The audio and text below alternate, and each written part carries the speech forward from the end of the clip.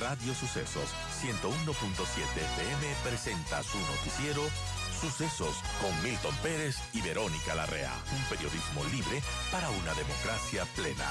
Los hechos y las opiniones de los sucesos que marcan nuestro tiempo.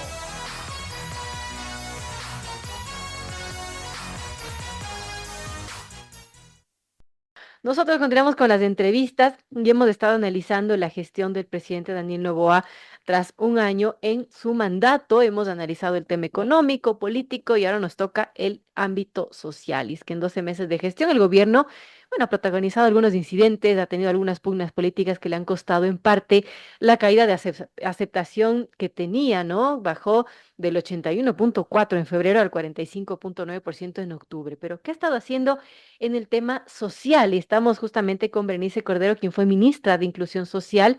Vamos a hablar acerca de la situación el Ecuador en este sentido, del tema social y de la gestión de gobierno de Daniel Noboa en ese eje.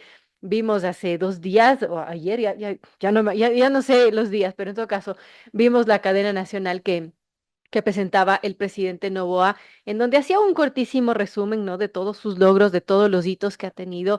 Y ahí en el ámbito social, bueno, destacaba mucho el tema de la reducción de la desnutrición crónica infantil, un tema que ha sido muy preocupante en nuestro país y que ha sido bandera de algunos gobiernos, del anterior también. En todo caso, ¿cómo vemos del lado social la gestión que ha tenido Daniel Noboa? Gracias a Berenice Cordero, quien fue ministra de Inclusión Social, por estar con nosotros. Y bueno, ¿cuál es su lectura de este año de gestión de Novoa desde el eje social? Bienvenida, Berenice. Gracias, Verónica, muy amable. Saludo a todos quienes nos escuchan. Sí, revisé también el informe del señor presidente de este año de gestión. Me parece que el énfasis del presidente se refería más a indicadores de la economía, Así es. ¿no? Básicamente, elementos que son parte también importante, ¿no? Respecto al funcionamiento del país. En ese sentido, por ejemplo, hacía una reflexión sobre la reducción del déficit fiscal, la capacidad de contratar nuevo endeudamiento, en este caso con el Ujú. Fondo Monetario Internacional. También hacía referencia al incremento del IVA, de varias de sus leyes de urgencia económica. Económicas. Sí, pero esos son como un conjunto de indicadores o bajar el riesgo país también, decía el señor ministro de Finanzas, pero son un conjunto de indicadores que miden una dimensión del problema económico. Sin embargo, hay otros indicadores que son también parte del funcionamiento del sistema de la economía sobre los cuales también hay que reflexionar. Uno de esos, por ejemplo, es el problema de la desigualdad. O sea, el país tiene un problema generalizado de desigualdad que básicamente tiene que ver con razones de género, con razones de edad, con razones étnicas y Ujú. también con razones territoriales.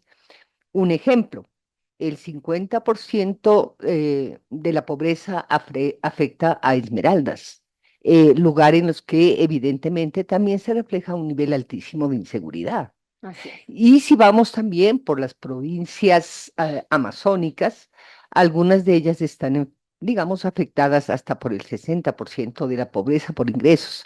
No estamos siquiera refiriéndonos a la pobreza multidimensional, ¿no? Ni tampoco estamos refiriéndonos a otros indicadores de pobreza mucho más completos sobre acceso a servicios básicos. Entonces, yo creo que ahí hay un problema de enfoque, porque está bien hacer referencia a estos indicadores que son comparativos también en relación a los mercados internacionales de los movimientos de los capitales en los respectivos países. Pero es evidente que en la lupa o en la perspectiva que tiene el señor presidente, estos otros indicadores que también se refieren, como he mencionado, a la desigualdad, por ejemplo, o a la pobreza, no hacen parte todavía del discurso presidencial o no es clara una estrategia de crecimiento. Varios países de la región han crecido aproximadamente al 5%, o sea, justamente es el caso de Panamá, Costa Rica, Paraguay. Muchos han reducido la desigualdad. El caso de la República Dominicana es muy interesante. Pero aquí en el Ecuador tenemos efectivamente este problema de desigualdad. Y en líneas generales se puede decir que la desigualdad no solamente tiene que ver con estos factores que ya mencioné, género, etnia, lugar de nacimiento, o factores, digamos, relacionados con la edad. En este país, de hecho, los más desiguales son las personas adultas mayores, las mujeres y los niños en la Ujú. primera infancia, ¿no? Entonces, ahí me parece que eso no está dentro del foco, porque la crisis no es solamente un problema del crecimiento económico, también es cómo se distribuyen, perdón, los beneficios del crecimiento económico. El país no ha crecido, estamos creciendo menos que el Y promedio ahora con la regional. crisis energética estamos fregados. Claro, porque, Verónica, y hay que recordar que de las 100 plazas de empleo que se generan en el país, 7 corresponden al sector empresarial. Ya no hay, y el país tiene que erradicar esta idea de que el empleo se produce o que el gran empleador es el sector público de la economía, en la economía. Ya no es así. Básicamente, 7 de cada 10 plazas de trabajo las producen los empresarios de distinto tamaño, pequeños, grandes, medianos empresarios. Eso hay que recordar. Entonces, cualquier crisis energética como la que hemos vivido, efectivamente impacta directamente los ingresos de las familias. Así es. Los ingresos de las familias tampoco se han recuperado. Cerca de 4 millones de personas están viviendo con $3 diarios en el país. Esto significa un promedio aproximadamente de, sí, $90 mensuales. Sin embargo, el bono de desarrollo humano o el bono, la transferencia monetaria es de $55. Fíjese que en Brasil esto alcanza $130, uno de los países más desiguales de la región. Entonces, a mí me parece que está bien hacer mención de una parte de los logros del gobierno en materia de reducción del déficit de la política fiscal. Es correcto porque también aporta a la estabilidad, sin duda, pero pensar que eso va a Claro. sostener la economía del país o pensar que eso va a reducir la desigualdad es inadecuado. Si no manejamos como una meta nacional la reducción de la pobreza, la reducción de las desigualdades, el país no va a ser sostenible, porque en realidad la desigualdad es un freno para el crecimiento económico, es un círculo vicioso que aumenta el decrecimiento, porque simplemente tenemos el 80% de las mujeres que están dedicadas al cuidado, que si monetizamos el Así es. cuidado, que es una crisis humana, el cuidado de las mujeres, representaría más o menos 5.000, 6.000 millones del Producto Interno Bruto. Entonces, el Estado fácilmente, ¿no es cierto?, puede desentenderse de esta obligación fundamental que es el cuidado a lo largo de la vida. Y no solamente de las personas con dependencia, de los niños, de los adultos mayores, de las personas con discapacidad. Y eso es lo que está pasando. No estamos viendo que esta es una sociedad que concentra el ingreso. Entonces, buena parte de los logros en materia, sí, en materia económica o de política fiscal a los que se refirió el señor presidente, tratados de libre comercio, el endeudamiento con el Fondo Monetario Internacional, etcétera, reducir el déficit fiscal, también llevan a una concentración mayor del ingreso. En general, se puede decir en el Ecuador que prácticamente el 1% más rico concentra el 33% de los activos Wow. nacionales. Y Es una asimismo, locura, ¿no? es importantísimo, y el 1% más rico concentra cerca del 19% del ingreso nacional.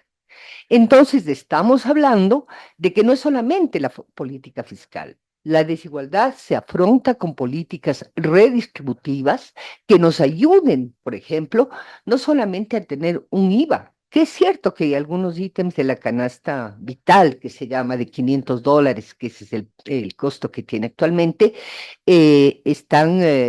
no están incluidos en el IVA. Me parece que de 350 productos, 250 de estos de la canasta vital no están incluidos.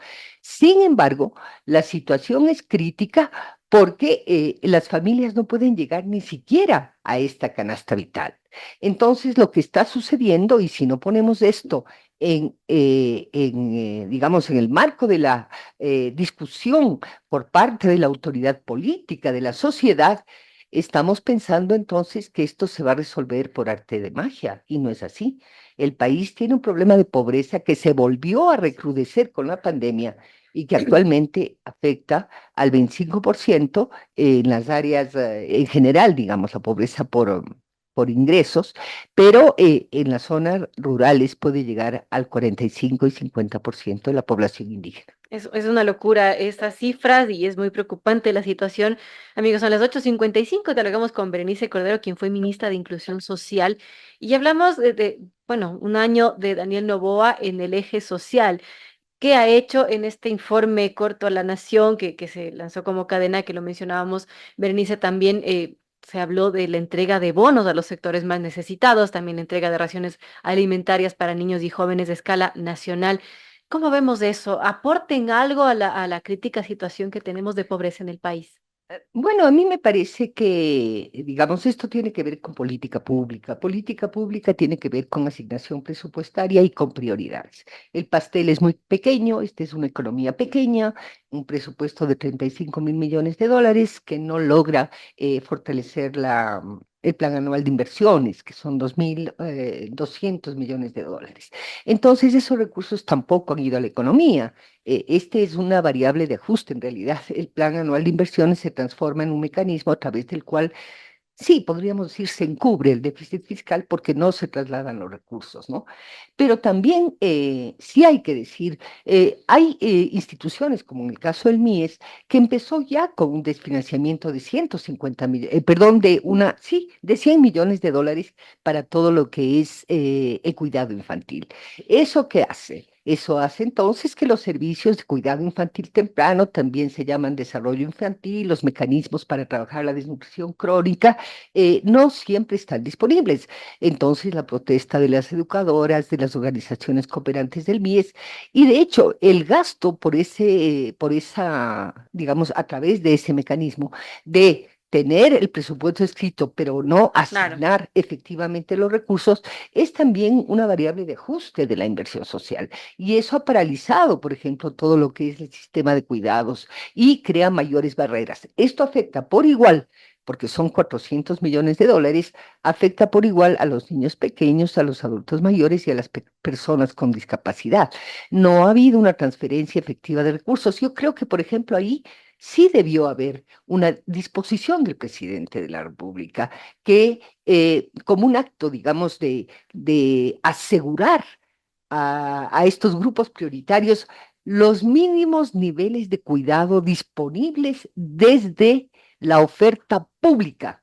Es decir, tenemos que cuidar a los adultos mayores, tenemos que cuidar a los niños pequeños, tenemos que cuidar a las personas con discapacidad. Sí, la protección social no, me refiero a las transferencias monetarias, básicamente es lo que se ha hecho en los 3 años anteriores o 4 años, es decir, Ujú. no estamos hablando necesariamente de montos nuevos. 1.600 millones de dólares se destinan para transferencias monetarias y esto se hace porque simple y llanamente los ingresos familiares no mejoran. Los ingresos familiares no mejoran. Esto hace entonces que sea necesario asegurar las transferencias monetarias. Sin embargo, sí sabemos que aproximadamente un 23% de las personas más pobres en el país aún no reciben esas transferencias monetarias porque simplemente hay problemas con el registro social, etcétera. Claro. Entonces, sí, el bono de los 1.000 días también es parte de los bonos variables que ya Ujú. se crearon desde el año 2018, etcétera. Y el caso de los adultos mayores es importante también. Es decir, ahora tenemos cerca de 300.000 adultos mayores recibiendo la pensión Mis Mejores Años, lo cual está muy bien, porque simple y llanamente es una pensión no contributiva, Claro. porque estos adultos mayores no pudieron tener un empleo formal. Por lo tanto, no están bajo la seguridad social, no tienen pensiones contributivas. Entonces, está bien. Entonces, a mí me parece que en este sentido sí tiene que haber, digamos, en el próximo año de gestión, etcétera, y para cualquier persona que asuma la presidencia de la República, tiene que haber, digamos, una voluntad más clara de trabajar la pobreza y la desigualdad. Esto Por no supuesto. puede estar fuera de la agenda. Y eso que no hemos hablado y topado un tema que es muy delicado y es la captación de los jóvenes en estas bandas delictivas y ligadas al narcotráfico, Berenice. Eso sí es un problema. Sí, es un problema enorme, es un problema que justamente ahora se debate en la Asamblea Nacional, es un código de la niñez y la Ujú. adolescencia, digamos, extenso, para mi gusto a veces excesivamente reglamentario, son 800 artículos. Desgraciadamente, pues esta ley se va a votar en un contexto en el cual hay mucho miedo. Hay mucho miedo en la población respecto a la inseguridad, Así es. porque está afectando el bienestar de todos los ecuatorianos. Hay mucha confianza en la participación de las Fuerzas Armadas, la Policía Nacional, en la seguridad. Y es complejo porque en el libro cuarto está toda la temática de adolescentes infractores que de acuerdo a la Constitución deberían tener un sistema penal adolescente totalmente diferenciado de los adultos. Sin embargo, hay una idea, un mensaje en algunos de los asambleístas de que es Se preciso los juzgue como incrementar, adultos, ¿no? sí, incrementar las penas, es lo que ellos dicen para cierto tipo de delitos como extorsión, secuestro, homicidios intencionales Ujú. y violencia contra las mujeres. En este caso, pues femicidios, delitos contra la vida. Ahí lo que están planteando ellos es que la pena máxima actualmente para adolescentes es de 8 años máxima, que se aplique un tercio de las penas previstas para los adultos. Esto va a llevar un debate muy grande en la sociedad porque, de hecho, las personas quieren que se recurra, hay una demanda social como, digamos, para asegurar la vida, la integridad física, la Claro. seguridad humana de todos. Pero de hecho esto trae consecuencias, va a traer consecuencias en el largo plazo. Ya lo hizo El Salvador, lo hizo hace 2 meses Perú. Argentina también pretende una reforma en ese sentido. Entonces, a mí me parece que este es un debate y hay una discusión, va a haber una discusión seria sostenida en la Asamblea Sin Nacional. duda es otro tema que requiere de otro espacio de entrevistas, así que bueno, algún rato para conversar de ese tema, mi querida Berenice, gracias por estar con nosotros. Gracias, Verónica. Muy buenos días. Bueno, se nos acabó el tiempo, amigos. 9:01. Agradecemos a Berenice Cordero, quien fue ministra de Inclusión Social, por ayudarnos a analizar, entender un poco la situación social tras un año de gobierno de Daniel Noboa. 9:02. Nos tenemos que despedir. Gracias a quienes nos están sintonizando en 101.7 en FM. Nuestra señal digital que llega a todito el mundo en www.radiosucesos.fm.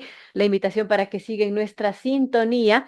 Y por supuesto, gracias a quienes hacen posible este espacio al Consejo Nacional Electoral. Si fuiste seleccionado como miembro de una junta receptora del voto, tu participación marca la diferencia. Del 18 de noviembre al 25 de enero, el Consejo Nacional Electoral notificará de manera presencial y virtual a quienes fueron designados como miembros de una junta receptora del voto para las elecciones generales del 2025. Vamos todos por Ecuador. Conoce más detalles en www.cne.gov.es. Y también gracias a la motorista Pichincha y su Flexi Cuenta, una cuenta inteligente que cuida tu rentabilidad ganando el mejor interés. Y si tienes un sueño, construyámoslo, nos dice Mutualista Pichincha. Así nos despedimos, amigos, en esta edición de martes 26 de noviembre. Con nosotros, hasta mañana.